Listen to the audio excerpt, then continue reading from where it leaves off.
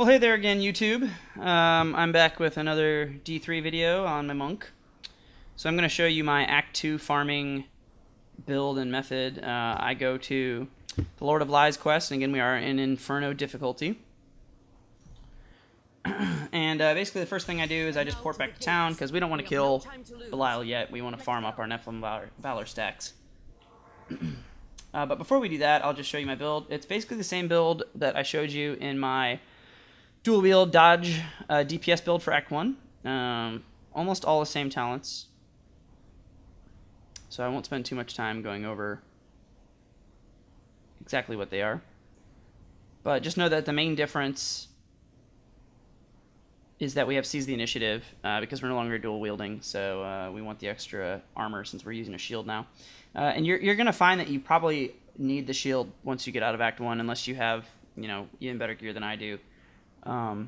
Which is commendable, but most people do not have that. So you're going to want to go with a tank build in the later acts. And then I did want to talk about, just even though I did in the last video, Macro Evasion with Backlash is definitely the thing that makes this build. You're going to want to try and dodge as much as you can. It does a lot of damage, and it's good for mitigation too. So it's kind of a 1-2 punch. If you go with Mantra of Conviction, you just get damage for the most part. If you go with Mantra of Healing, you really don't get any damage. You just get defensive. But this actually kind of does both. Which is one of the reasons I like it so much. You can be defensive and still kill things pretty well. Combined with Sweeping Wind, you should have no problem killing most anything. I mean, you will run into some packs. We might run into a hard pack or something in this video, but for the most part, most of them are going to be pretty easy. So, got my sword, same one I had last video. Do have a new pair of boots, and you'll notice on almost all my gear, I double stack all res with fire res. And the reason I do that is because of the one with everything talent. Your highest resistance is equal to, or rather equals out over all your resistances. So that's a really good talent. And I stack fire res because in the event that I ever use a build that does not use one with everything, the most important res is fire for any melee, really in the game, but especially for melee, because Molten, Desecrator, and Fire Chain are all fire, and they're definitely the most deadly mods that monsters can have. I do have a Storm Shield now. My good friend Colby got me this. I'm ever grateful. He found it, and he's letting me long-term borrow it. So that's awesome. Look at that 32% block chance. It's fantastic. Love that thing. Life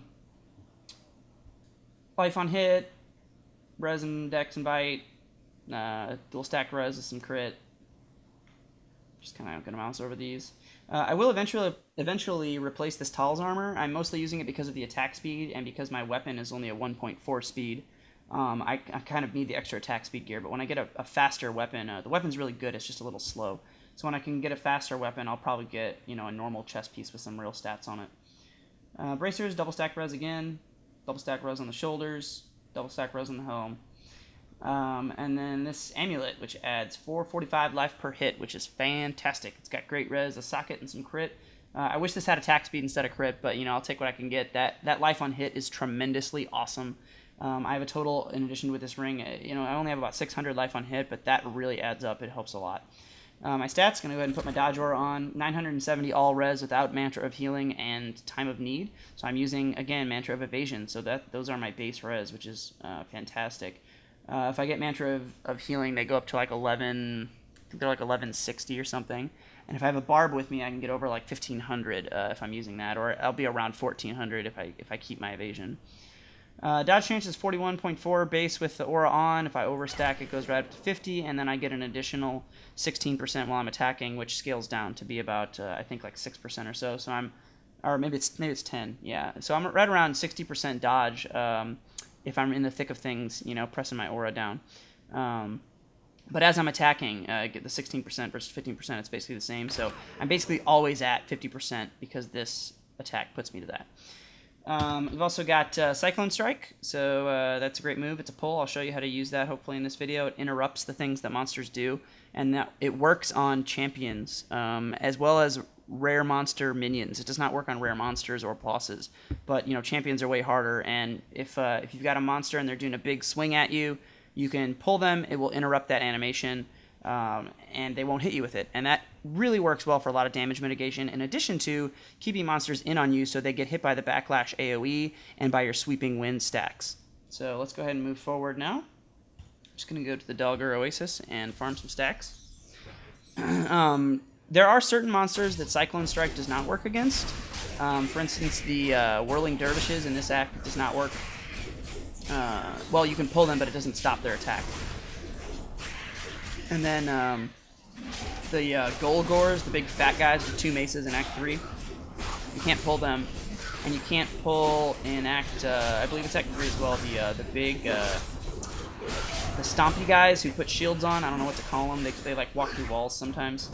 They're really big and fat. They look like they just have 2 big legs. I don't know what you call them. But anyway, you can't pull those. But other than that, you can pull like almost everything in this game, including champions. So it's a really useful move. It's a little high on the spirit cost, which is why I like to reduce it to 30 spirit. But you know, you can get the rune that heals for a little bit more, or gives you some extra dodge if you want. I find it's better to be able to pull as often as possible to get as many interrupts as you can. Especially when you're doing, you know, higher level content that might be pushing you a little bit harder. You really want those interrupts. So the reason that I come to the Dogger Oasis is that it's pretty spread out, so it's easy to just kind of run around, look for packs. You're not really confined to corridors like you are if you're used to farming Act 1, which is really nice. It's nice to be able to kite a little bit better if you need to, you know. And certain packs you still will, even if you have pretty good gear. You're still going to need to kite, like, if you get a, you know, Molten Shielding or something pack, or if it's a rare pack of Whirling Dervishes can be pretty bad with decent mods because they just do a lot of damage on their own. But it's also nice because you only actually need to get 4 stacks before you fight Belial. There is one guaranteed monster right before Belial, the snake guys. So you don't need to get 5 stacks here if you don't want. You can just get 4 and then move right on to Belial. And there's also one guaranteed location, which I haven't gone up to yet, but it's the there's also a guaranteed snake champion pack here for the Zoltan Cool quest. And it's always in the upper left-hand corner of the map, and I'll make my way up there eventually. For now, I'm just going to kill these miscellaneous mobs and hope to find a rare pack soon so you guys don't get bored to death.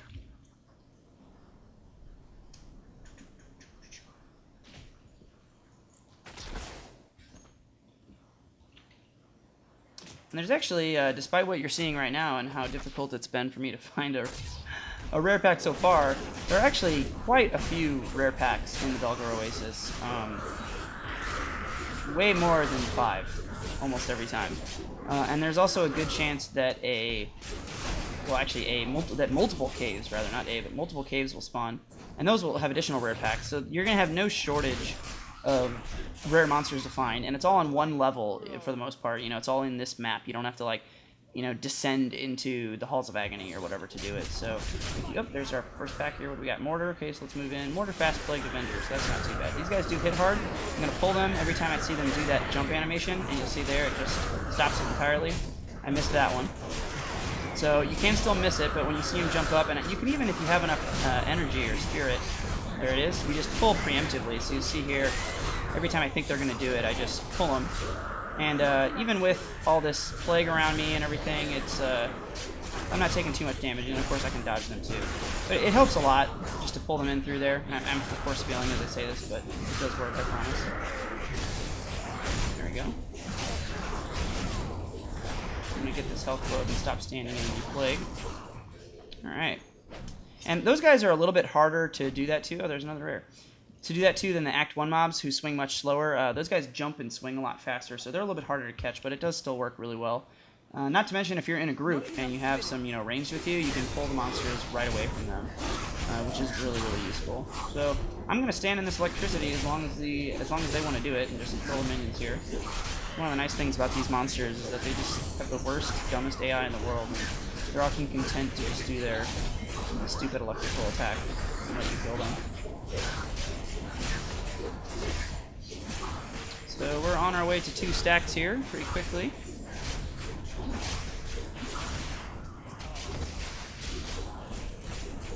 And, you know, just for the sake of ease for you guys, I hope I don't run into any, you know, terribly ridiculous packs in here. You know, I do die doing these every now and then, but it's not really that often. Normally, the packs are very manageable. So if you have similar gear to me, you can probably do these runs. Even if you're a little bit under geared, you know, you could go with Mantra of Healing with Time of Need to make up for some of your lack of gear, and you wouldn't be able to kill things quite as quick without Backlash, but you'd definitely still be able to do the runs.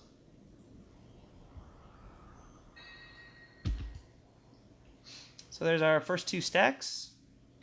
I'm gonna go ahead and just move back up the map this time. And there's a frenzied shrine. We'll go ahead and grab that. Farmer does not accomplish great deeds, but he sows his seeds. Oh, we've got a Molten Fire Chain Vampiric. Oh, wow, this does not sound good. Well, at least they're snakes. Maybe they'll just stand here. Hey, they're going to stand here and do electricity. Okay, well, we win for free now as long as my Templar doesn't charge them and interrupt. But, I mean, I'd still be able to beat this pack, but it'd be a lot more difficult. Just because Fire Chain and Molten, like I said, they are the worst mods you can get as a melee. But, a Cyclone Strike does help with that. You can kind of pull them around and manage where they make the pools.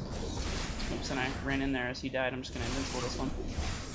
But you can kind of move them around, so if he's making like a pool on the ground, here, I'll pull him over here. So I can kind of like get out of the pool and still hit him. Yep, there's another one, you know, and I can just kind of do this. And it also helps, obviously, if they're like mobs that run away or whatever. And that's basically, like I said, another great thing about that move.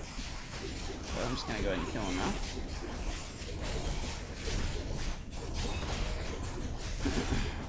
Yeah, I would also say, you know, you have a very small chance of getting, you know, bad packs here. Oh no!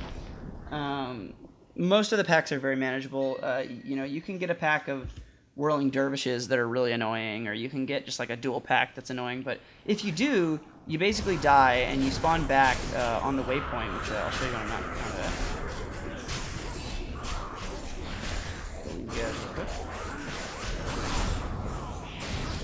Anyway, you'll spawn back on the waypoint, right in the middle of the map, and so basically, like, maybe I'm fighting over here and I die, so I'll spawn here, and then I can just, you know, go the other direction.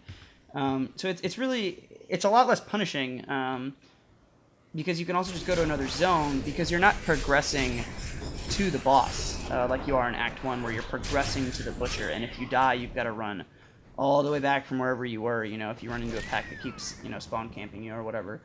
And even, you know, if you need to, you can also take the waypoint, and you can go to another zone, if, you know, this whole zone is corrupt for some reason, but there's little, like, the Ancient Cave, like, I could go in there and there would be some packs, but I'm going to go up to the corner in the upper left and just get this guaranteed snake pack since I know they're going to be in here.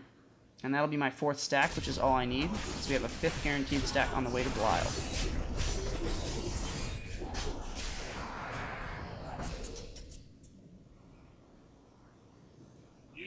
Molten Illusion is fast, and that's frozen too, but so we'll just go ahead and kill their minions here.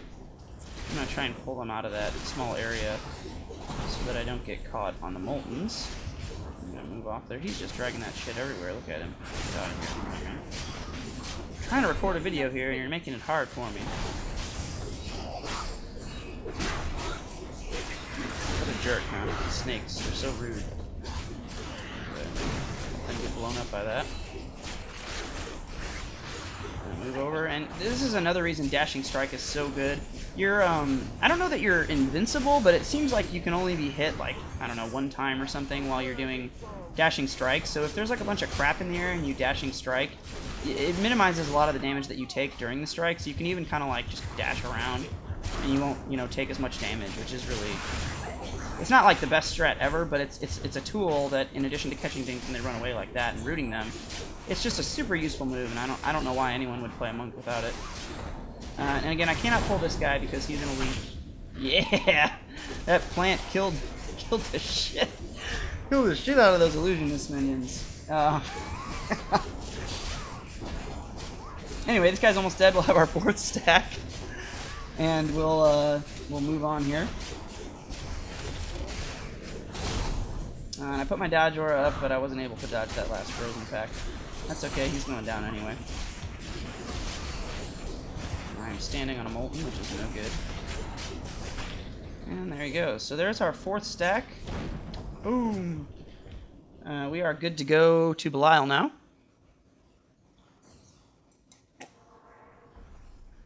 Just having a drink real quick before I move on. And you'll actually continue back up now through the CALDEUM BAZAAR.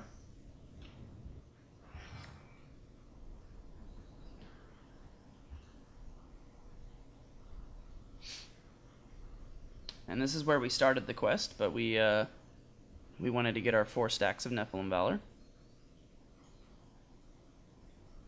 Now, Leah. Okay, and onward we go. This is just like target practice.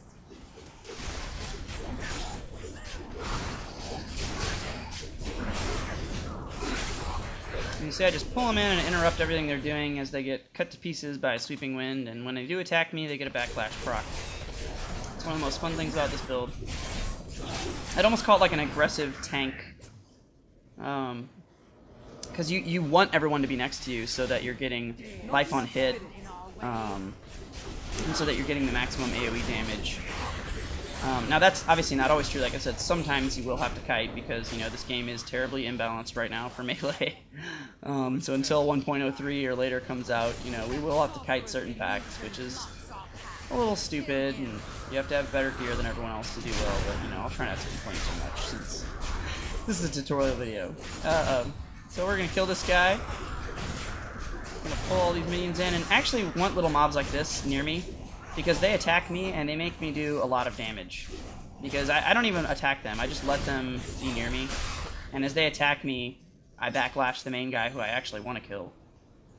Oh, I got an achievement. And kill him faster, so that works out really well. And I'll do the same thing on Belial with the snakes, I'll show you in a minute here. Once they get pushed too far away from your Fist of Thunder, you just pull them right back in with Cyclone Strike and keep doing what you were doing. Pull them in, blow them up.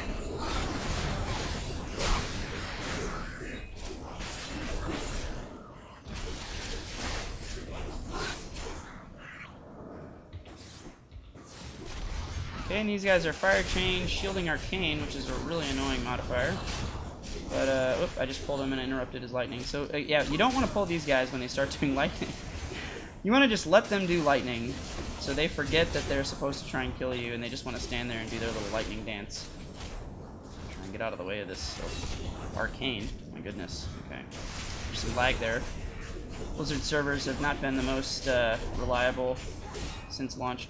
You'll see as they do this stupid thing, they don't even like cast their arcane balls or anything. I don't know who programmed the AI for these monsters, but it's like a gift to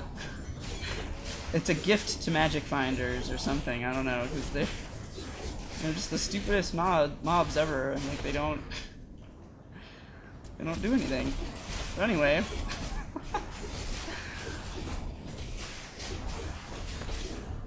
Oh, stop fearing me! Oh my god.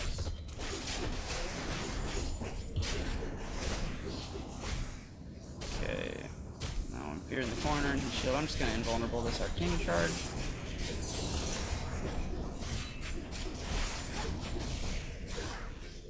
And he's down. It's full of viciousness and spite. It's a wonder how. So now we move on and kill Belial. The Belial fight is pretty easy for the most part, especially with this pull because you can manage the snakes. And again, if you guys run with a group and you do this, your ranged will absolutely love you because you just do this every time the snakes run after them and they can't go anywhere. Again, pull the snakes in, blow them up.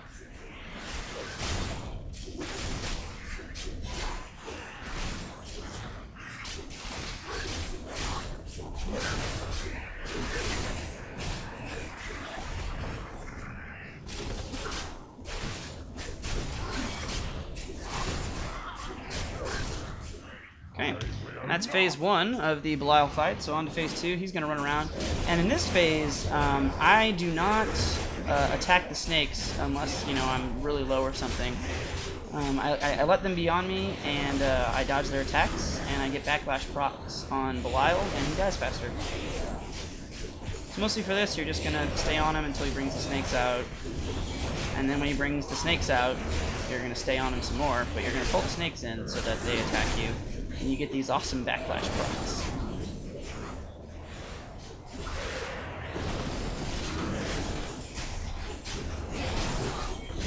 And every time you see that red ring of fire, that's my backlash going on. You can see it procs quite often, especially, you know, as you're holding down Fist of Thunder with a 16% extra dodge chance, and then you're overactivating your mantra for another 15. Like I said, that does scale, but you know, I'm at around 60% for the most part when I'm doing this. If I was dual wield, I'd actually be over 60. I'd be at like 65. So you can see that goes pretty fast for a tank because all the extra mobs are attacking me, and I'm getting the backlash, which is great. This part, however, does not go so fast. You do kind of have to endure. This fight's really boring. I wish Blizzard would speed it up.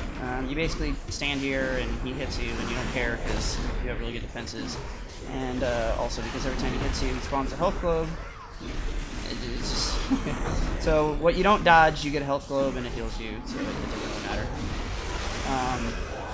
And you just kind of hit him, and basically before every hit, I usually do my mantra evasion, and this is the part that's dumb. Most of the time, it doesn't even matter. It's really easy. But sometimes you get really dumb spawns like this, and I always just go ahead and use my invulnerable move, just in case. Because most of the time, it's fine, but they'll put, like, I don't know, 5 of those things around you sometimes. And it's like, if I didn't have this invincible move, I might die right now, you know? Which is really dumb.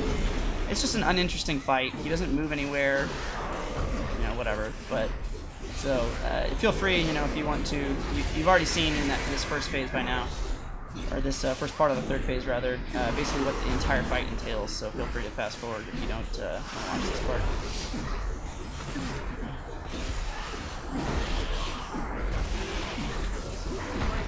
Ooh, that one hurt. Alright. And this is what I'm talking about right here, is like these, they get so close sometimes, it's just ridiculous.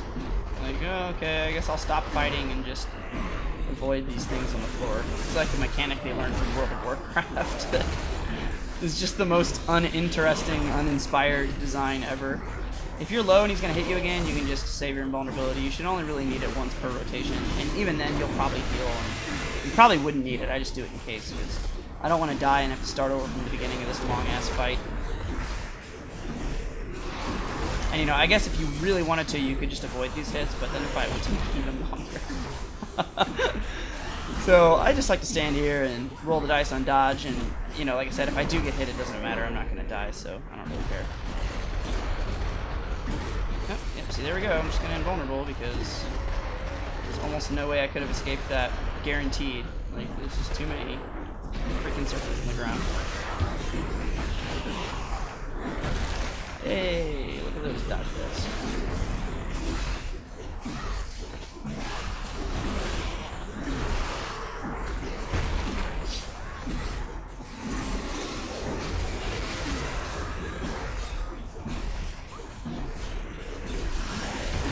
Nearing the final stretch. I think he's got one more meteor session in him before we're done.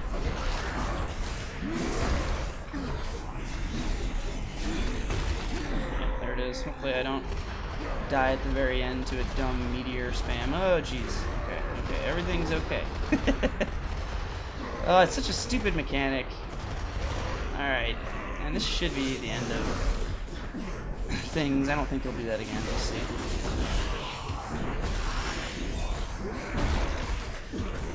And you can also use your mantra of evasion as a heal.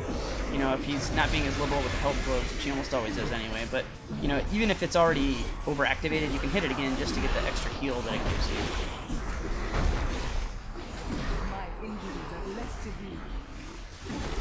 And this should do it for Mr. Belial.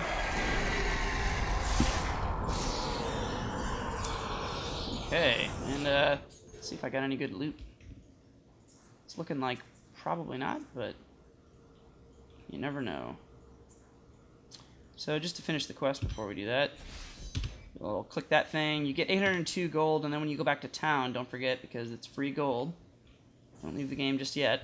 Go back to town and talk to our favorite angel and get another 2.4k gold. Just gonna identify my items for you guys who want the suspense. Oh man, if only that was a one-handed weapon, right? Nothing. And nothing. Alright, well, I'm going to sell my loot. I hope you guys enjoyed this video. Here's my spec once again, if you missed it in the beginning. And stay tuned. I'll have some more Diablo videos in the future.